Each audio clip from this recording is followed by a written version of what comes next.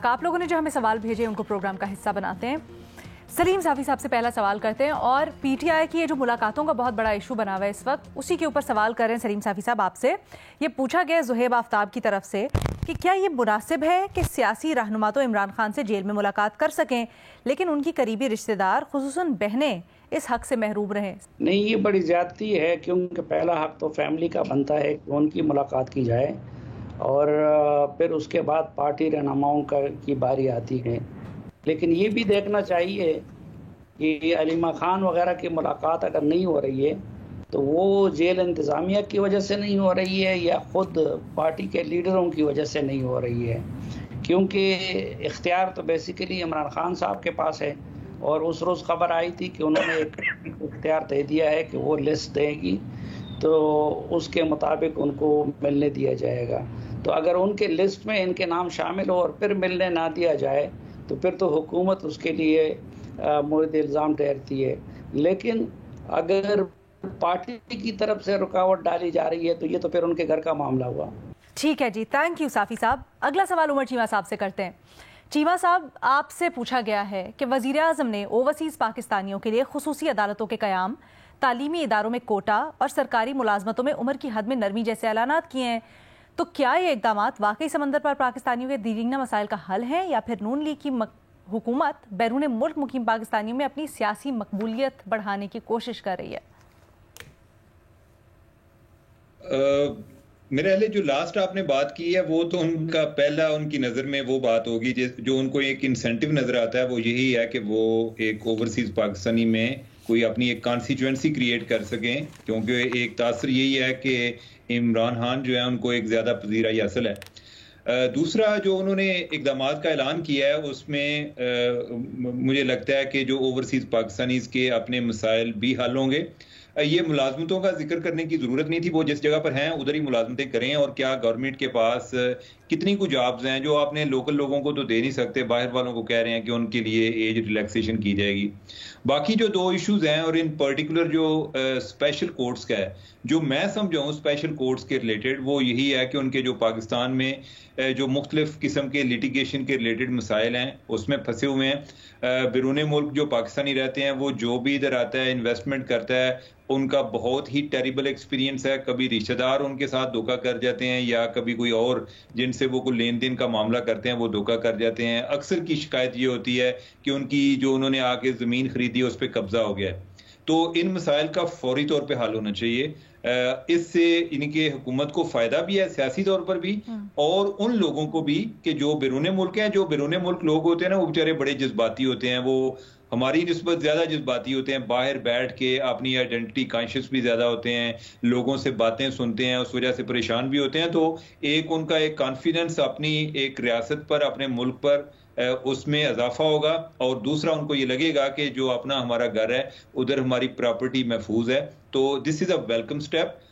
اب مزہ یہ ہے، یعنی کہ اصل بات جو اصل چیلنج ہے وہ یہ ہے کہ کیا یہ حقیقت میں کنورٹ ہوتا ہے. اور دوسرا کہ جو انہوں نے خصوصی عدالتوں کی بات کی ہے، کیا اسلام آباد کے ریلیٹڈ تو سب لوگوں کے مسائل نہیں ہیں، زیادہ تر جو ہیں وہ پنجاب کے ریلیٹڈ ہوں گے. تو ادھر یہ کیا کر رہے ہیں، یعنی پنجاب میں کوئی اس معاملے میں جو ان کے مسائل ہیں اس کے لیے عدالتوں کا کوئی سسٹم بنا رہے ہیں، تو اس سے زیادہ ایک لوگوں کو ریلیف ملے گا. اچھا یہ بتائیں، یہ تو ہم نے سارے ریلیف کی بات کر لی. وزیر اعظم نے کل یہ بھی اعلان کیا کہ اب وہ پاکستان میں بھی ٹیکس فائلرز ہوں گے، یعنی جو اوورسیز پاکستانی ہیں ان کو پاکستان کا باقاعدہ طور پر ٹیکس سسٹم میں شامل کیا جائے گا. سر یہ جو اعلان کیا ہے یہ کھلبلی مچا دے گا، اچھا اقدام ہے پاکستان کے لیے، اس کو کیسے ریسیو کیا جائے گا؟ میں جو اس کو سمجھا ہوں، یعنی کہ اگر ان کا یہی مطلب ہے، میں جو سمجھا ہوں اس کا مطلب یہ ہے کہ جس طرح ایک فائلر اور نان فائلر کی ایک ڈسکریمنیشن ہوتی ہے کہ آپ کوئی چیز بائی کرنے جاتے ہیں تو آپ کو یعنی کہ اس میں جو ایک نان فائلر ہوتا ہے اس کو ٹیکس زیادہ لگتا ہے. اب اگر جو کوئی اوورسیز پاکستانی جو پاکستان میں رہتے نہیں ہے، ایک تو ٹیکس فائل کرنے کی اس کی ریکوائرمنٹ ہی نہیں ہے، تو بجائے اس کے کہ وہ مختلف جگہوں پہ اپنی وضاحتیں دے یا کاغذات پیش کرے، غالباً اگر وہ نائکوپ کو پیش کر دے گا تو اس کو یہی سمجھا جائے گا کہ اس کو وہی فیسلٹیز ہیں یا وہی ٹریٹمنٹ ملے گی جو فائلر کی ہے. یہ اس کا مطلب میں سمجھاؤں. اگر اس سے کوئی ڈفرینٹ مطلب ہے تو پھر یقیناً لوگوں کے لیے یعنی کہ وہ پریشان ہوں گے. ٹھیک ہے, ریما سے سوال کرتے ہیں. ریما, آپ کے لیے بڑا انٹرسٹنگ سوال بھیجا ہے. بھارتی سپریم کورٹ نے اردو زبان سے متعلق ایک فیصلہ دیا ہے, تو آپ سے کہا جا رہا ہے حذیفہ کی جانب سے کہ ایک تو یہ فیصلہ ہمیں ذرا سمجھائیے گا بھی کہ اس فیصلے میں کیا کہا گیا ہے سادہ الفاظ میں, اور پھر آپ کی کیا رائے ہے, آپ کس نظر سے دیکھتی ہیں اس فیصلے کو؟ جی, فیصلہ تو بہت دلچسپ ہے. ایشو چھوٹا سا تھا کہ مہاراشٹر میں ایک میونسپل کاؤنسل کا بورڈ تھا, اس میں مراٹھی کے ساتھ اردو میں بھی لکھا ہوا تھا. تو ایک پٹیشن گئی سپریم کورٹ میں جس میں یہ کہا گیا کہ اردو زبان کیوں لکھی گئی ہے, یہ قانون کے خلاف ہے اور صرف مراٹھی میں سائن بورڈ ہونا چاہیے تھا. تو اس پہ سپریم کورٹ نے کہا کہ ایسی کوئی قطعاً نہیں ہے, اردو بھی لکھی جا سکتی ہے سائن بورڈز پہ. اب یہ تو ایک سمپل سا جو سوال تھا عدالت کے سامنے, انہوں نے اس کا جواب دے دیا, لیکن اس کا ایک کانٹیکسٹ ہے اور عدالت نے ریزننگ میں کیا کہا ہے وہ میرے لیے زیادہ دلچسپ ہے. کانٹیکسٹ یہ ہے, شاید آپ نے بھی نوٹس کیا ہو کہ بھارت میں اردو زبان کو ایک ٹیبو بنا دیا گیا ہے رائٹ ونگ کی طرف سے. ہم نے دیکھا ہے کہ ریسٹورینٹس میں اگر آپ کی پیکیجنگ پہ اردو لکھی ہو تو اس پہ اعتراض ہوتا ہے, آؤٹریج ہوتا ہے. اگر آپ آرٹ اردو میں کریں اس پہ آؤٹریج ہوتا ہے. ایک آپ کو یاد ہوگا شاید 1-2 سال پہلے ایک کلودنگ برانڈ بہت پاپولر انڈیا میں, انہوں نے ایک کیمپین کی جس کا ٹائٹل اردو میں تھا اور اس کے خلاف ایک پوری کیمپین ہوئی کہ یہ تو بھارت کے خلاف ہے, یہ ہندو جذبات جو ہے اس کو ٹھیس پہنچاتا ہے اینڈ سو آن. کچھ اسمبلیز میں تو اردو پہ بات کرنے پہ بھی پابندی ہے اور اس پہ بھی قدغن ہے بھارت میں. بالی ووڈ میں آپ دیکھ لیں کہ پہلے ایسا ہوتا تھا کہ جب پوسٹرز بھی ہوتے تھے, چھپتے تھے, انگلش, ہندی اور اردو تینوں میں چھپتے تھے, لیکن اس پہ بھی اب بہت زیادہ کمی آئی ہے. تو بھارت کی سپریم کورٹ کا جو فیصلہ ہے اگر آپ اس تناظر میں دیکھیں تو وہ بہت میننگ فل ہے اور سگنیفیکنس رکھتا ہے, کیونکہ میں کچھ اگر پڑھ کے آپ کو سناؤں, بہت انہوں نے خوبصورت بات کی ہے. انہوں نے کہا ہے کہ جو زبان ہے اس کو آپ کسی بھی ایک مذہب کے ساتھ نہیں جوڑ سکتے. تو یہ اور انہوں نے کہا ہے یہ ایک بہت انفارچونیٹ بات ہے کہ بھارت میں جس کی ایک لمبی تاریخ ہے, اردو زبان جو اسی خطے میں جس نے جنم لیا, اس کو سیلیبریٹ کیا گیا آپ کی ورکس آف آرٹ میں, آپ کی پوئٹری میں, آپ کی لٹریچر میں, آپ کے قانون میں, آپ کی عدالتی کارروائی میں, آپ کی ثقافت میں اس کا کتنا ایک امپورٹنٹ رول ہے, اس کو ہم بھول گئے اور اس کو ایک مذہب کے ساتھ جوڑ کے اس پہ پالیٹکس کھیلی گئی. اس کے علاوہ انہوں نے کہا ہے کہ language is not religion, language does not even represent religion, it belongs to a community, to a region, to a people. یہ بھی بہت اہم بات ہے بھارت کے کانٹیکسٹ میں اگر ہم دیکھیں. اور انہوں نے کہا جو پریجوڈس ہے, یہ جو ایک نفرت ہے اردو کے خلاف جو بھڑکایا جا رہا ہے, اس کو انہوں نے کہا ہے کہ یہ ایک مسکنسیپشن ہے کہ اردو زبان ایلین ہے. اور آپ یہ دیکھیں بھارت میں بہت یہ کیا جا رہا ہے اب کہ سب چیزیں جو ایلین ہیں, اردو ایلین ہے, کچھ ثقافت کے ایشوز ہیں وہ بھی ایلین ہیں. انہوں نے کہا اردو ایلین نہیں ہے, یہ اسی جو خطہ ہے, اسی زمین ہے, اس سے یہ زبان نکلی ہے اور یہ اس لیے نکلی تاکہ لوگ آپس میں بہتر کمیونیکیٹ کر سکیں, اور ایک ڈائیورسٹی ہے اس کو اپنایا اس زبان نے. تو اس طرح کی بہت خوبصورت باتیں ہیں اس ججمنٹ میں. اب یہ پالیٹکس جیسی وہاں ہے اس میں ٹرانسلیٹ کیسے کرے گی, لیٹس سی. لیکن ان ٹرمز آف جورسپروڈنس میرا خیال ہے اس میں بہت اچھا ایک ایگزامپل ہے وہ سیٹ کیا ہے اور بہت امپورٹنٹ ہے, ہم سب کو بھی پڑھنا چاہیے کیونکہ اردو زبان کے بارے میں بہت اچھی طرح سے بات کی گئی ہے کہ وہ کیوں اس خطے کے لیے ایک اہم زبان ہے. ویسے ڈو یو فیل کہ جس طرح سے ہم نے دیکھا کہ ایک نفرت, ایک بہت ہی ڈیوائسو قسم کی اپروچ تھی بھارت کی طرف سے, کہیں نہ کہیں وہ جوڈیشری کو بھی ریئلائز ہو رہا ہے یا مختلف جو طبقات ہیں ان کو ریئلائز ہو رہا ہے اور شاید اس کے اوپر کام ہو رہا ہے, اس کو سافن کرنے کی کوشش ہو رہی ہے یا نہیں, یہ ون آف چیزیں ہیں؟ اگر آپ دیکھیں کچھ ایشوز پہ, جیسے کچھ فریڈم آف اسپیچ کے ایشوز پہ, کچھ کلچرل ایشوز پہ, ڈائیورسٹی کے ایشوز پہ سپریم کورٹ کی اچھی ججمنٹس بھی ہیں, لیکن یہ اس کے پیچھے مقاصد کیا ہے, موٹیویشن کیا ہے, میں تو نہیں کہہ سکتی. بس میں یہ کہہ سکتی ہوں کہ یہ بہت سپریم کورٹ کے پاس ایک اپرچونٹی تھی کہ وہ اس طرح کی ججمنٹ جو انہوں نے دی وہ بھی دے سکتے تھے, اور اس کے علاوہ ایک بہت ٹیکنیکل سی ججمنٹ بھی دی جا سکتی تھی جو سمپل ایشو پہ کہتی کہ نہیں کوئی قانونی قدغن نہیں ہے, اردو بل بورڈ پہ آ سکتی ہے. لیکن وہ اس ڈیٹیل میں گئے, انہوں نے اردو کا دفاع کیا. میرا خیال ہے یہ کافی میننگ فل ہے. Objectives I really can't say, but supreme court India کی اچھی جورسپروڈنس کچھ اس طرح کے ایشوز پہ ہے, پاکستان میں بھی ہے ویسے. جسٹس منصور علی شاہ کی بہت اچھی ججمنٹس ہیں جو اسی طرح ڈائیورسٹی, انکلوژن, مختلف ثقافت کے پہلوؤں کو مل کے دیکھنا, ان کو اپنانا, اس کے اوپر ہے. تو اٹس امپورٹنٹ, اس طرح کی سوچ بھی رکھتے ہی ہیں, چاہے جتنا بھی ریڈیکل سوسائٹی ہو جائے آپ کی کورٹس میں بھی, آپ کے مختلف واکس آف لائف میں. ارے ہونی بھی چاہیے. بہت شکریہ ریما عمر صاحبہ اتنی اچھی طرح سے ایکسپلین کرنے کے لیے, تھینک یو سو مچ.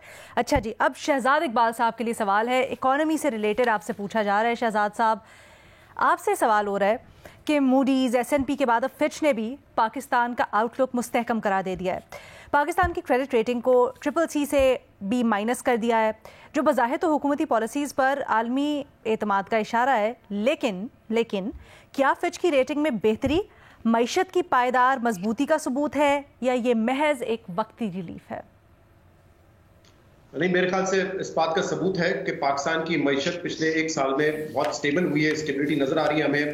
اور اگر آپ انڈیکیٹرز دیکھیں تو وہ ظاہر کرتے ہیں کہ جو آپ کی ریزرو پوزیشن تھی ایک سال پہلے, اس سے بہت زیادہ بہتر پوزیشن میں ہے. IMF میں جانے کے بعد آپ کا جو مالی خسارہ تھا وہ 6% یا اس کے آس پاس رہے گا, آپ کا کرنٹ اکاؤنٹ سرپلس ہوگا. تو میرے خیال سے یہ تمام چیزیں انڈیکیٹ کرتی ہیں کہ آپ کی اکانومی جو ہے وہ ایک سٹیبل فیز میں ہے.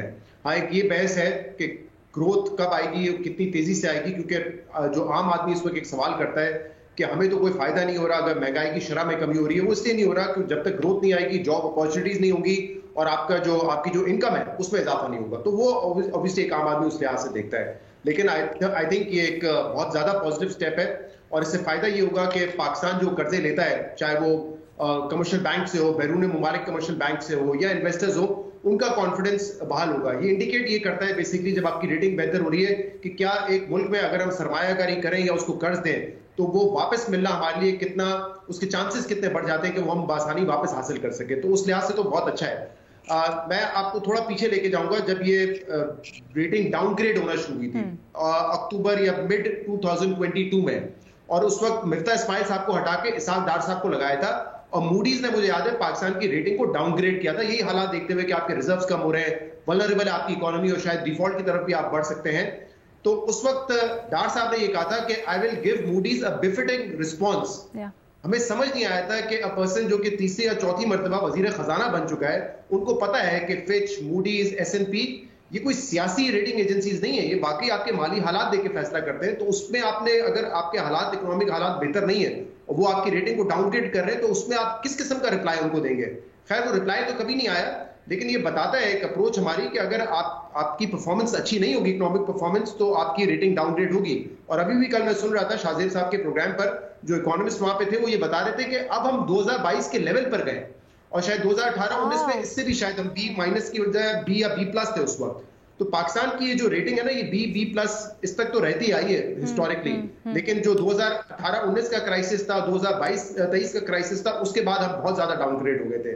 اگر ہم نے واقعی اور گرو کرنا ہے تو میرے خیال سے اور زیادہ ریٹنگ امپروو ہوگی, اور وہ اسی صورت میں ہوگی جب آپ کے ریزرو پوزیشن بہتر ہوگی, آپ کا مالی خسارہ کم ہوگا, اور جو بھی آپ کو قرضہ دے رہا ہے وہ آپ پہ ریلائی کر سکے گا کہ یہ پیسہ وہ بآسانی آپ کی معیشت سے واپس نکال سکتے ہیں. ایبسلیوٹلی. لیکن Shahzad, since where on the topic growth کے, تو جس طرح اس وقت سارے حالات چل رہے ہیں with the tariffs and global recession کی طرف ایک اشارہ جا رہا ہے, کیا وہ پاکستان کو بھی امپیکٹ کرے گا, اور اس میں کیا گروتھ اینٹیسپیٹ کرنا یا اس کی توقع کرنا ریئلسٹک بھی ہے؟ امپورٹنٹ کویشچن ہے. دیکھیں, پاکستان کی ایکسپورٹس متاثر ہوں گی, بٹ ہماری total exports towards US $5.5-6 billion کی ہیں. ٹیرف سے جو امیڈیٹ امپیکٹ آئے گا وہ شاید اتنا زیادہ نہ ہو, ایسٹیمیٹ سے $500 ملین ہو سکتا ہے, $1 بلین ہو سکتا ہے, لیکن شاید ہم اپنی ایکسپورٹس کو ڈائیورسفائی کر کے دوسری مارکیٹس میں لے کے جا سکتے ہیں. بٹ اگر ایک گلوبل سلو ڈاؤن ہوتا ہے تو obviously چاہے یورپ ہو, امریکہ ہو, چائنا ہو, سب جگہ ڈیمانڈ کم ہوگی, اور پھر پاکستان کی ایکسپورٹ زیادہ متاثر ہوں گے. لیکن آن دی ادر سائڈ پاکستان ایک بہت بڑی امپورٹ بیسڈ اکانومی ہے, خاص طور پہ آئل, LNG, اس طرح کے پروڈکٹس ہم بلینز آف ڈالرز میں امپورٹ کرتے ہیں. تو اگر کوئی ریسیشن والی سچویشن ہے, جس کے ابھی فیئر ہے, آپ دیکھ رہے ہیں کہ انٹرنیشنل مارکیٹ میں آئل پرائسز گر رہی ہیں, تو اس آئل پرائسز گرنے کا جو پاکستان کو فائدہ ہے وہ اس سے کئی زیادہ ہوگا جتنا متاثر ہماری ایکسپورٹس ہوں گی. بٹ جو انڈسٹری اور مائکرو اکانومی آپ کی ہوتی ہے, یعنی کہ اگر ہم کہہ رہے ہیں کہ چلے ٹھیک ہے جتنا ایکسپورٹس ہمارے کم ہو رہے ہیں وی کین آف سیٹ کیونکہ آئل پرائسز گر رہی ہیں, لیکن جب آپ یہ دیکھیں گے کہ انڈسٹریز بند ہو رہی ہیں یا انڈسٹریز کا آؤٹ پٹ کم ہو رہا ہے, तो फिर जॉब लॉसेस होंगे, लोग अपने रोजगार खोएंगे और उसका जो इम्पैक्ट आपकी आवाम पर पड़ता है वो बहुत ज्यादा मनफी होता है। तो यस, अगर एक फेयर है और अगर फेयर रियलिटी में तब्दील होता है ग्लोबल स्लो डाउन का, तो उससे पाकिस्तान की मईशत को फर्क जरूर पड़ेगा, खासतौर पर एक आम आदमी को। अच्छा, ये भी बताइएगा, अभी हाल ही में जो रेमिटेंसेज रिकॉर्ड ब्रेकिंग रही है मार्च के अंदर 4.1 बिलियन आई थिंक, उसके ऊपर हुकूमत बहुत क्रेडिट ले रही है, हुकूमत इसको अप्रिशिएट भी कर रही है। थोड़ा सा हमें समझाइएगा इसकी वजह क्या है एग्जैक्टली, एकदम से क्या हुआ कि रेमिटेंसेस में इतना इजाफा हुआ, और क्या वाकई में ये हुकूमत ने जो ईज़ की है मुख्तलिफ पॉलिसीज़ की मद में, ये उसकी वजह से है या कुछ और? अलीना, मल्टीपल फैक्टर्स हैं। एक तो 2010-11 ऑनवर्ड्स मुझे याद है रेमिटेंसेस आपकी हर साल बढ़ के हर महीने बेहतर होती जा रही है, क्योंकि वो टाइम उस वक्त से हमने अपने बैंकिंग निजाम को बेहतर करने की कोशिश की है। हवाला, हुंडी या जो बी और सी ग्रेड मनी चेंजेस हैं उस पर हमने क्रैकडाउन किया, और पिछले 1-2 सालों में ये क्रैकडाउन ज्यादा हुआ है। तो ऑब्वियसली, और दूसरा कि एक ग्रे रेट होता था, आपको पता है ना, ओपन मार्केट में रेट बहुत ज्यादा है, जो आपका ऑफिशियल चैनल है वहां रेट कम है, तो उस गैप की वजह से भी लोग फिर ओपन मार्केट या हवाला हुंडी की तरफ जा रहे होते थे। जब वो गैप भी ब्रिज हो गया है, तो अब ऑब्वियसली कोई बाहर बैठा हुआ है, उसके लिए रेमिटेंस भेजना इतना कॉस्टली भी नहीं है और आसान भी है, और जिसको भी वो यहाँ पे भेजता है तो वो एक वाइट इनकम के तौर पर है। तो ये बतदरीज हमने देखा है कि उसमें हमने इंप्रूवमेंट की अपने बैंकिंग चैनल में, बैंकिंग निजाम में। इस वक्त मल्टीपल फैक्टर्स जो और है, उसमें एक तो रमजान या ईद का महीना होता है, लोग अपनी फैमिलीज को ज्यादा पैसे भेजते हैं, ज़कात के तौर पे बहुत सारे लोग पैसे पाकिस्तान भेज रहे होते हैं, तो वो भी आपको इन्फ्लोज नजर आते हैं। लेकिन एक और फैक्टर वो ये कि पिछले कुछ सालों में जब हमने देखा है कि मईशत आपकी स्ट्रगल कर रही है, ग्रो नहीं कर रही, तो बहुत ज्यादा लोग बाहर काम करने गए। मिडल ईस्ट में आपका लेबर तबका बहुत ज्यादा गया है। बरतानिया ने अपनी जो पॉलिसीज थी पाकिस्तान के लिए पिछले 1-2 साल में ईज की थी, और यहाँ से वो मुख्तलिफ जॉब्स के लोगों को वीजाज दे रहे थे, तो उससे बहुत ज्यादा लोग बाहर गए। और जाहिर सी बात है, जब लोग जाते हैं बाहर तो वो इसीलिए जाते हैं ताकि अपने फैमिली के लिए पैसे वापस भेजें, तो वो पैसे वापस भेज रहे हैं, जिस वजह से आपको हर महीने नजर आ रहा है कि आपके जो रेमिटेंसेज है उसमें इजाफा हो रहा है। एंड आई थिंक ये वन टाइम शायद 4 बिलियन को क्रॉस कर गया था, इतना ना है, बट 3-3.25 बिलियन डॉलर्स या शायद इससे भी थोड़ा ज्यादा आप देखेंगे कि ग्रेजुअल इंक्रीज के साथ इनफ्लोज आपके हर महीने आते रहेंगे। ठीक है, thank you so much Shahzad, बड़ी अच्छी तरह से आपने हमें एक्सप्लेन किया दोनों चीज़ें। और आप लोग इसी तरह से हमें अपने सवालात भेजते रहें। यूट्यूब के ऊपर हमारा जो एपिसोड अपलोड होता है उसके नीचे आपने जाना है कमेंट सेक्शन में, वहाँ पर अपना सवाल लिखना है और हम उसको सिलेक्ट करके प्रोग्राम का हिस्सा बनाएंगे। आपके फेवरेट तज्जियाकार के लिए भी आप सवाल भेज सकते हैं, जेनेरिक सवाल भी भेज सकते हैं।